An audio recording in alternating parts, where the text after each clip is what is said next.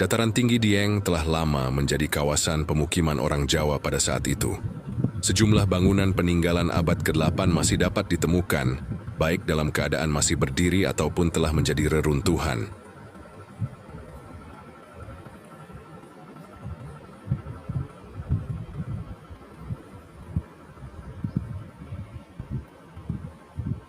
Di episode kali ini akan kita ulas tentang candi yang lokasinya tertinggi di Dieng, yaitu Candi Wisanggeni.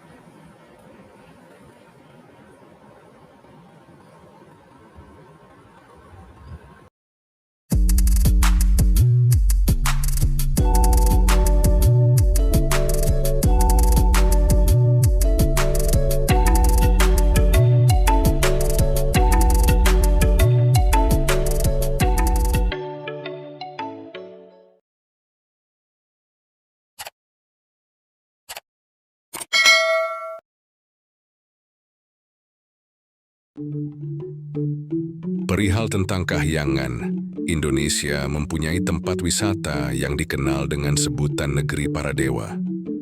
Sebuah nama atau sebutan yang telah dilekatkan pada sebuah dataran tinggi yang bernama Dieng. Pernyataan tersebut beralasan, di mana kesemuanya dapat ditelusuri dari peninggalan-peninggalan di daerah Dieng, berupa candi yang konon merupakan tempat bersemayamnya para dewa.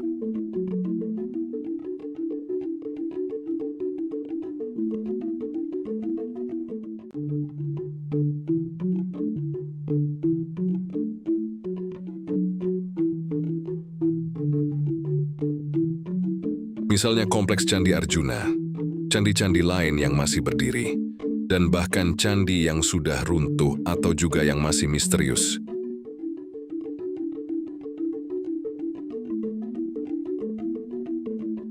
Dieng juga menyimpan sejumlah cerita dan peristiwa mistis. Penduduk setempat menceritakan banyak candi dan bangunan suci muncul dari bumi.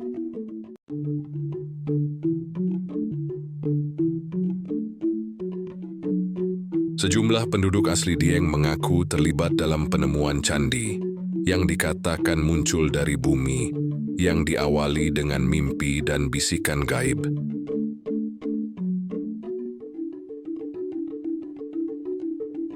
Sebagaimana penemuan sebuah candi yang diberi nama Candi Wisanggeni pada tahun 2013, seorang penduduk asli Dieng mengaku mendapat bisikan untuk mendaki Bukit Pangonan, dan pada ketinggian 2.300 meter di atas permukaan laut, terdengar kembali bisikan yang kuat agar dilakukan penggalian dan ditemukan bangunan candi.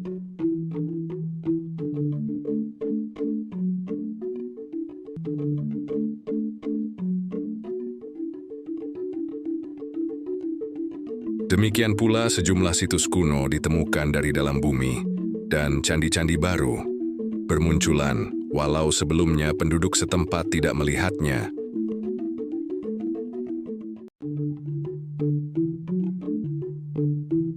Untuk menuju lokasi Candi Wisanggeni, trekking ringan diawali dengan menapaki anak tangga Museum Dieng Kailasa.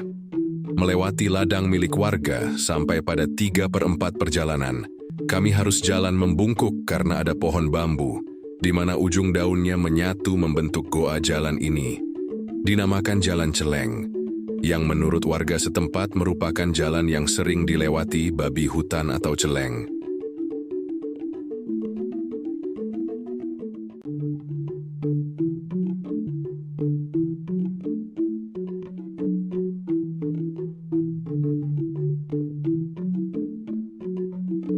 Setelah itu melalui jalan menanjak yang di kanan kirinya terdapat pohon akasia dan rerumputan.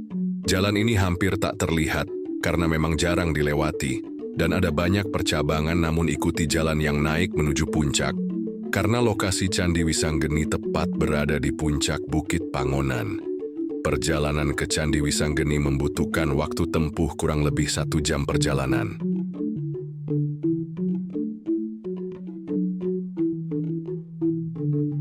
Candi Wisanggeni secara administratif terletak di wilayah Dukuh Pawan, Desa Karangtengah, Kecamatan Batur, Kabupaten Banjarnegara, Jawa Tengah.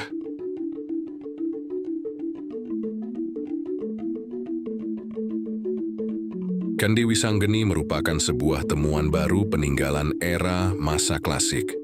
Di era kolonial tahun 1814, candi ini belum tercatat, namun ditemukan oleh seorang warga Dieng yang kebetulan menjadi staf UPTD Pariwisata Dieng pada bulan September tahun 2013 silam.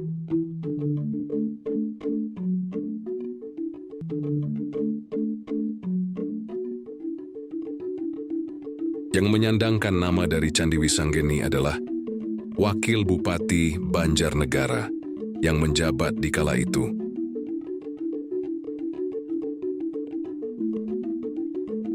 Mengapa dinamakan dengan Wisanggeni? Seperti halnya candi-candi di kompleks percandian, Dieng nama tersebut bukanlah asli nama candi itu.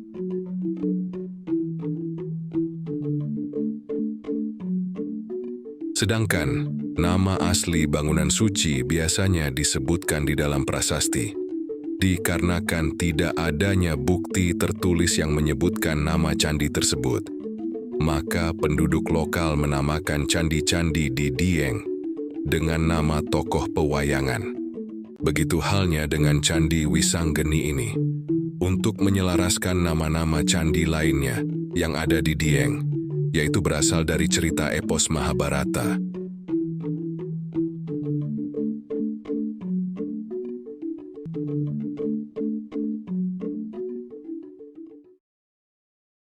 Wisanggeni adalah nama seorang tokoh pewayangan Jawa. Tokoh ini merupakan sisipan dalam kisah Mahabharata versi pewayangan, karena kisahnya tidak terdapat dalam naskah Wiracarita Mahabharata karya Krishna Dwaipayana biasa dari India, dan nama Wisanggeni tidak ditemukan dalam naskah Mahabharata versi India berbahasa Sanskerta, terjemahan Kisari Mohan Ganguly.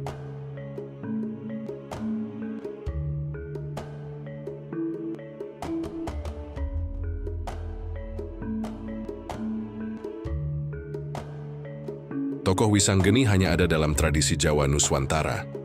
Dalam kisah pewayangan, Wisanggeni dikenal sebagai putra Arjuna yang lahir dari seorang bidadari bernama Batari Dresanala, putri Batara Brahma dan Dewi Saraswati.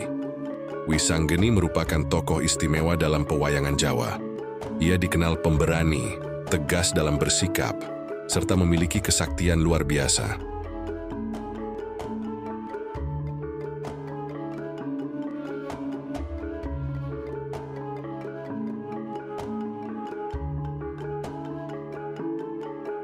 Kisah kelahiran Wisanggeni diawali dengan kecemburuan Dewasrani, putra Batari Durga, terhadap Arjuna yang telah menikahi Batari Dresanala. Dewasrani merengek kepada ibunya supaya memisahkan perkawinan mereka. Durga pun menghadap kepada suaminya, yaitu Batara Guru, raja para dewa. Atas desakan Durga, Batara Guru pun memerintahkan agar Batara Brahma menceraikan Arjuna dan Dresanala.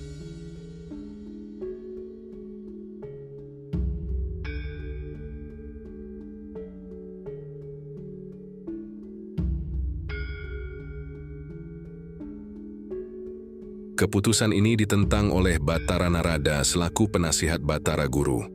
Ia pun mengundurkan diri dan memilih membela Arjuna. Brahma yang telah kembali ke kahyangannya segera menyuruh Arjuna pulang ke alam dunia dengan alasan Dresanala hendak dijadikan Batara Guru sebagai penari di kahyangan utama.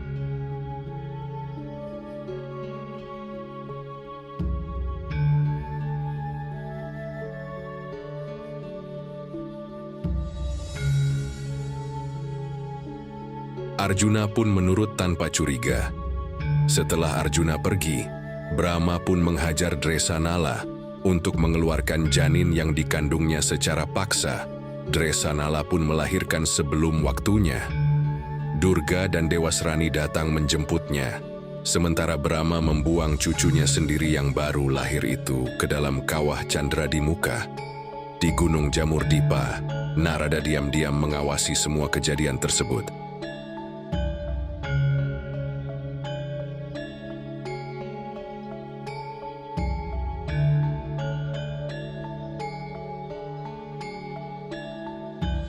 Ia pun membantu bayi Dresanala tersebut keluar dari kawah. Secara ajaib, bayi itu telah tumbuh menjadi seorang pemuda. Narada memberinya nama Wisanggeni yang bermakna racun api. Hal ini dikarenakan ia lahir akibat kemarahan Brahma, sang dewa penguasa api.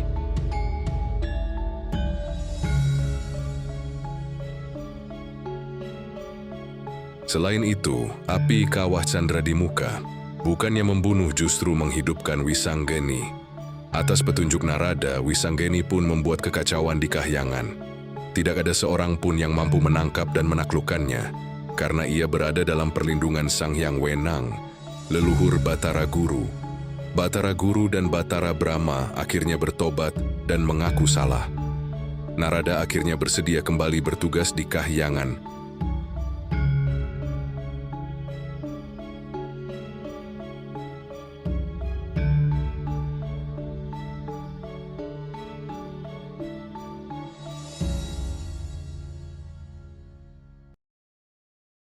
Wisanggeni kemudian datang ke kerajaan Amarta, meminta kepada Arjuna supaya diakui sebagai anak. Semula Arjuna menolak karena tidak percaya begitu saja. Terjadi perang tanding di mana Wisanggeni dapat mengalahkan Arjuna dan para Pandawa lainnya. Setelah Wisanggeni menceritakan kejadian yang sebenarnya, Arjuna pun berangkat menuju kerajaan Tunggul Malaya, tempat tinggal Dewasrani. Melalui pertempuran seru, ia berhasil merebut Dresanala kembali.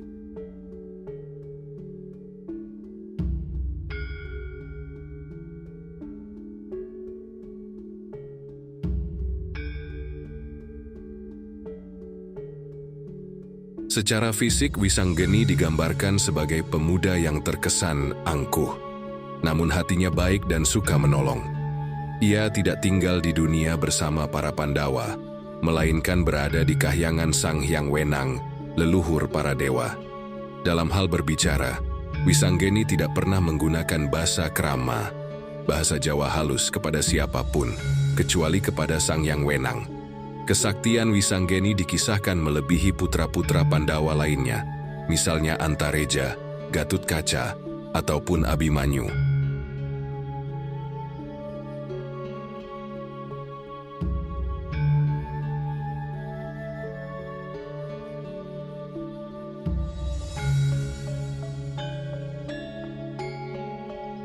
Sepupunya yang setara kesaktiannya hanya Antasena saja. Namun bedanya, Antasena bersifat polos dan lugu, sedangkan Wisanggeni cerdik dan penuh akal.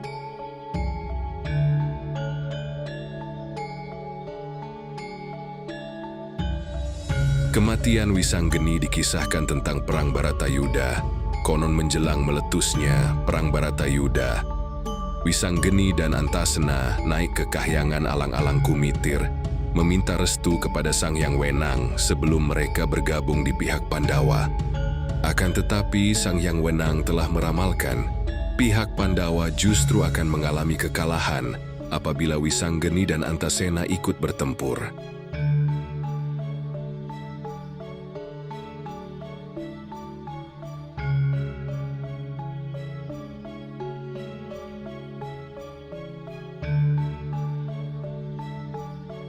Setelah melalui beberapa pertimbangan, akhirnya Wisanggeni dan Antasena memutuskan untuk tidak kembali ke perkemahan Pandawa. Keduanya rela menjadi tumbal demi kemenangan para Pandawa. Mereka pun mengheningkan cipta. Beberapa waktu kemudian, keduanya pun mencapai moksa, musnah bersama jasad mereka.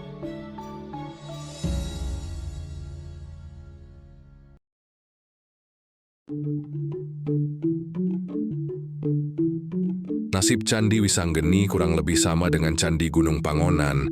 Saat viral awal diketemukan candi ini, sering dikunjungi. Setelah itu sunyi kembali dan jadi hutan. Namun candi ini masih beruntung karena berada di puncak. Jadi masih ada beberapa orang yang berkunjung ke puncak untuk sekedar bersih-bersih, menikmati pemandangan, atau berdoa.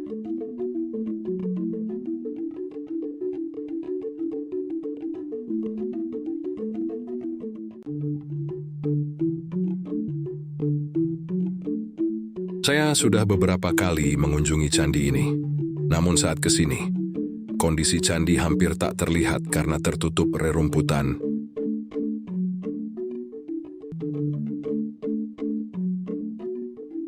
Namun saya memaklumi karena memang lokasi candi ini sangat terpencil di puncak gunung. Akses jalan juga susah. Untuk menuju ke sini saja sangat menguras tenaga, waktu dan perasaan.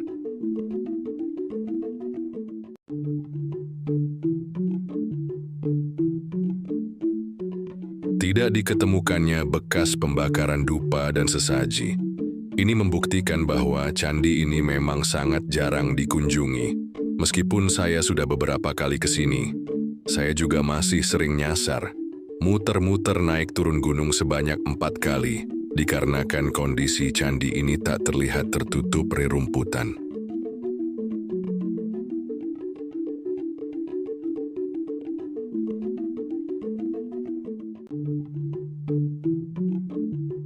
Candi Wisanggeni merupakan candi kecil dibandingkan dengan Candi Dieng lainnya. Jika dilihat secara mendalam, peninggalan sejarah yang telah ditemukan ini merupakan atap candi yang berhias antefix berukuran 150 cm, lebar 110 cm. Kemudian tubuh dan kaki candi belum ditemukan keberadaannya. Candi Wisanggeni meraih rekor sebagai candi tertinggi di Dieng karena berada di Gunung Pangonan yang memiliki ketinggian 2.308 meter di atas permukaan laut. Tentu lokasinya jauh lebih tinggi dibandingkan dengan letak Candi Arjuna yang berada di 2.100 meter di atas permukaan laut.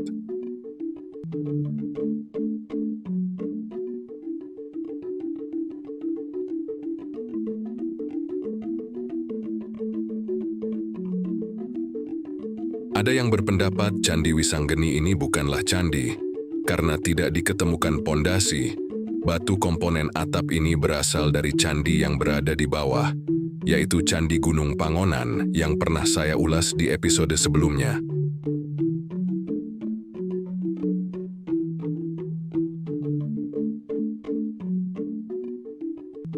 Namun saya juga berpikir siapakah yang membawa batu-batu ini. Meski ukurannya kecil, tapi batu-batu ini juga berat. Ketambahan lagi, akses untuk menuju ke sini juga susah.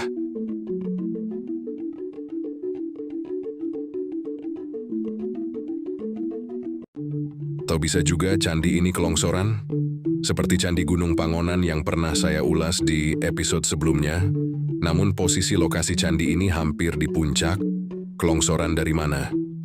Daripada kebanyakan berpikir, saya langsung menelusuri sekitar temuan ini dengan radius 20 meter dari lokasi temuan.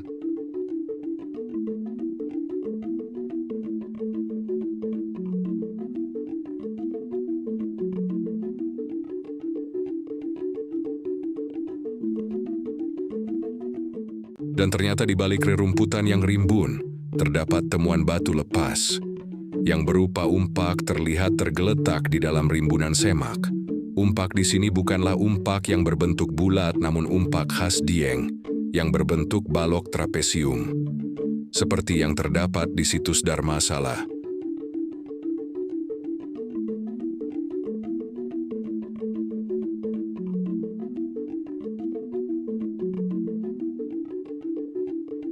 Dari temuan umpak tersebut diduga, kemungkinan di sini pernah terdapat struktur semacam Dharmasala.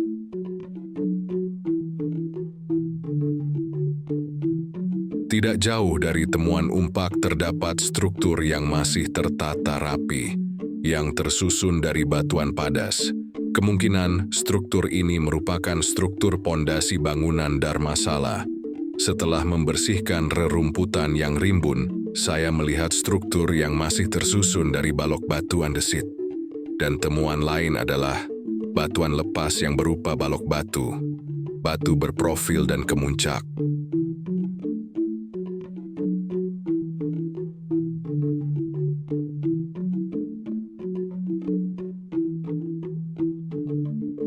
Namun maaf, temuan tersebut tidak saya rekam, karena naik ke Gunung Pangonan ini selain menguras tenaga, perasaan juga menguras baterai.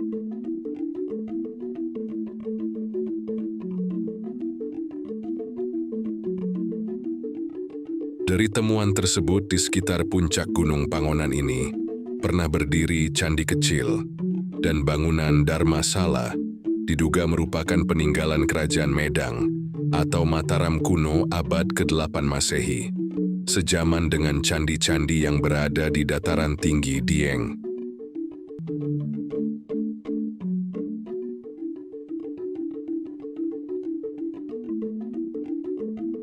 Di Dieng ini banyak candi-candi kecil yang pernah berdiri, selain Candi Wisanggeni. Sebagai bukti di area dataran tinggi, Dieng banyak diketemukan miniatur candi, namun kondisinya tidak lengkap.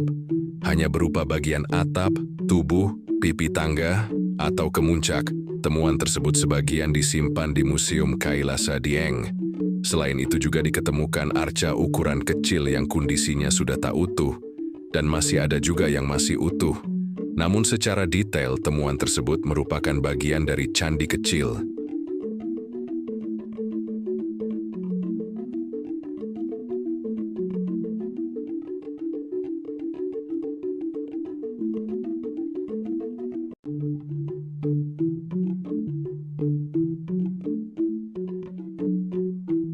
Kenapa di Dieng banyak candi kecil? Seperti yang pernah saya singgung di episode sebelumnya, Dieng sebenarnya tidak memenuhi syarat untuk pendirian candi, karena Dieng merupakan kawasan vulkanik aktif, yang juga gunung api raksasa berbentuk dataran luas dengan panjang kurang lebih 14 km dan lebar 6 km, memanjang dari arah barat daya tenggara. Ketinggian Dieng mencapai 2000 meter di atas permukaan laut.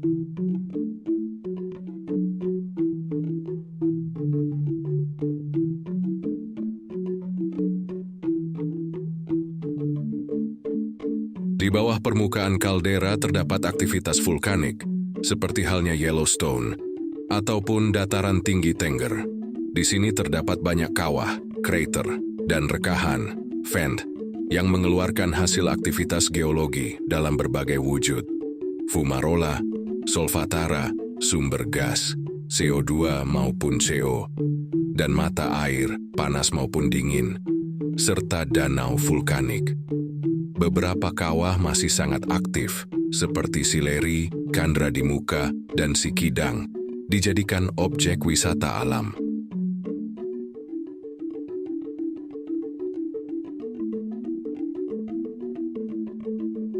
Kondisi ini memiliki potensi bahaya bagi penduduk yang menghuni wilayah tersebut.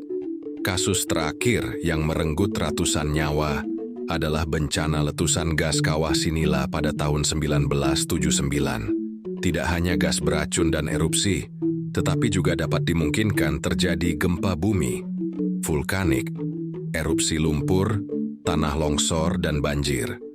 Selain kawah, terdapat pula danau-danau vulkanik yang berisi air bercampur belerang sehingga memiliki warna khas kuning kehijauan.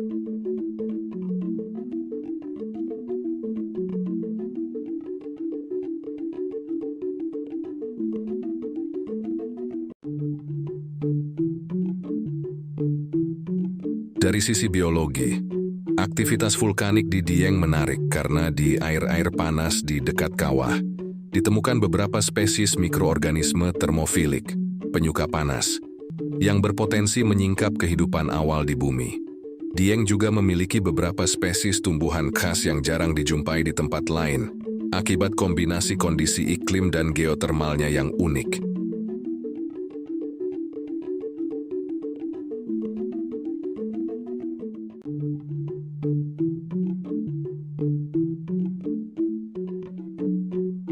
Kawah-kawah aktif di dataran tinggi Dieng menunjukkan adanya aktivitas vulkanik yang tinggi di bawah permukaan tanah. Selain semburan gas atau uap air, bentuk aktivitas lainnya adalah letusan, erupsi, maupun gempa bumi. Bencana sekunder yang dapat terjadi adalah banjir dan aliran lahar.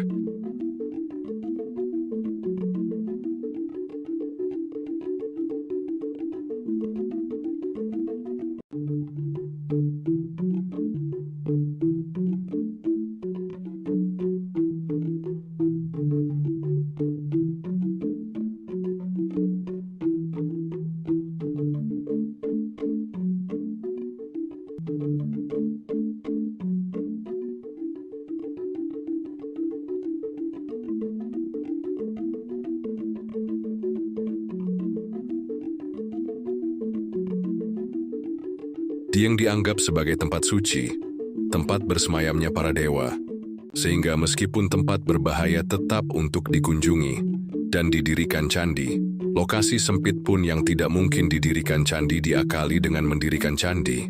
Sebagai bukti rata-rata, candi di Dieng menggunakan pondasi dangkal. Dan apabila dataran bawah di Dieng sudah penuh dengan bangunan, maka alternatifnya adalah di atas bukit seperti yang terjadi di Candi Pangonan dan Candi Wisanggeni ini.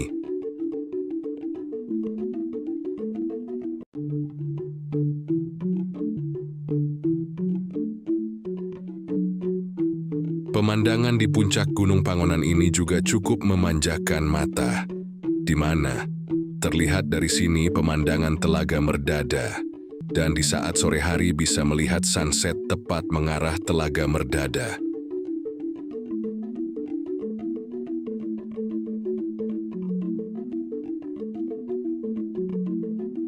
Apabila puncak Pangonan ini dikelola dengan baik dan candi ini diperhatikan dengan merawat dan menjaga, pasti lumayan ada yang sering berkunjung ke candi ini.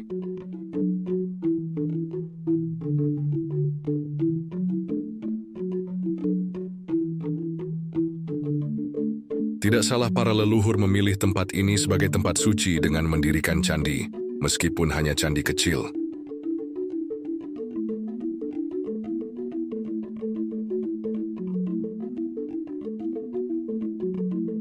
Kesimpulannya, situs Candi Wisanggeni merupakan aset budaya yang berharga. Semoga informasi ini bermanfaat bagi masyarakat dalam memahami dan melestarikan warisan Nusantara.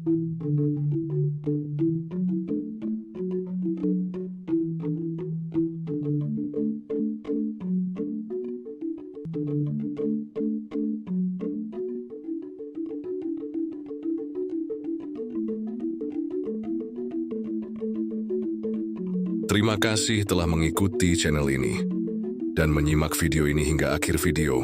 Sampai berjumpa kembali di episode berikutnya.